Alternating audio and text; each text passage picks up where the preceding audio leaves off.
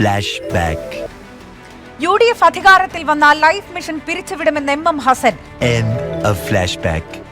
അധികാരത്തിൽ വന്നാൽ LDF സർക്കാരിന്റെ ലൈഫ് മിഷൻ തന്നെ നിർത്തലാക്കുമെന്ന് പറഞ്ഞ കൂട്ടർ തെരഞ്ഞെടുപ്പ് വന്നപ്പോൾ ലൈഫ് മിഷനിൽ വീട് വെച്ചതിന്റെ കണക്കുമായി വന്നു കണ്ടില്ലേ? പരുതൂരിൽ വീട് വെച്ചത് LDF സർക്കാരാണല്ലേ? പരുതൂരിൽ മാത്രമല്ല, കേരളത്തിലെ എല്ലാ പഞ്ചായത്തുകളിലുമായി ലൈഫ് പദ്ധതി വഴി ഇതിനകം 5 ലക്ഷത്തിനടുത്ത് വീടുകൾ നിർമ്മിച്ചു കഴിഞ്ഞു.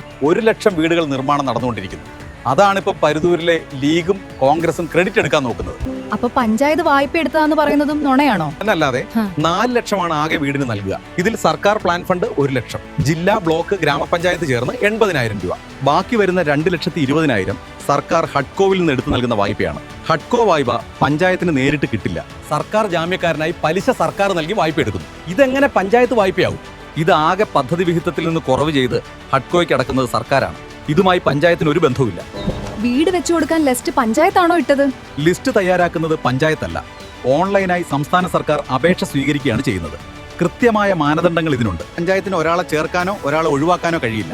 മാത്രമല്ല, ഇപ്പോഴുള്ള ലൈഫ് ലിസ്റ്റ് പരുതൂരിലെ മുൻ LDF പഞ്ചായത്ത് ഭരണസമിതിയുടെ കാലത്ത് തയ്യാറാക്കിയതാണ്. അതിൽ കുറച്ച് വീടുകൾ ആ കാലയളവിൽ തന്നെ നിർമ്മിക്കുകയും ചെയ്തിരുന്നു. UDF കാലത്ത് പുതിയൊരു ലിസ്റ്റും ഉണ്ടായിട്ടില്ല. അപ്പോ 5 കൊല്ലം പഞ്ചായത്ത് ഭരിച്ചിട്ട് സ്വന്തമായി ഒരു വികസന പ്രവർത്തനവും ചെയ്യാത്ത UDF ഭരണസമിതി, തൃത്താല MLAയും മന്ത്രിയുമായ MP രാജേഷ് നടപ്പിലാക്കുന്ന സർക്കാർ പദ്ധതികൾ കാണിച്ചു ജനങ്ങളെ പറ്റിക്കാൻ നോക്കുകയാണല്ലേ? നമ്മൾ പരുതൂരിലെ ജനങ്ങൾ അത്രയ്ക്ക് മണ്ടന്മാരല്ല. ഈ കള്ളന്മാരുടെ പ്രചാരണങ്ങളിൽ നമ്മൾ വീഴില്ല. നമ്മുടെ വോട്ട് LDFന് തന്നെ.